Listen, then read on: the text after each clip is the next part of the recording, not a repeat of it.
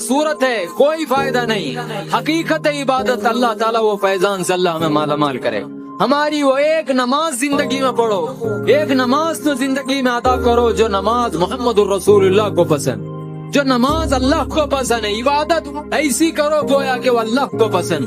बुजुर्गों, वो इबादत अगर हम करोगे खुदा की इज्जत की वजह, वो एक इबादत के तसद्दुक व तुफैल में अल्लाह ताला हम पर रहम फरमाए। റസൂലിന് പ്രിയപ്പെട്ട ഒരു നിസ്കാരം ജീവിതത്തിൽ നിർവഹിക്കുന്നവരായി മാറാനെങ്കിലും നമ്മൾ പരിശ്രമിക്കാം.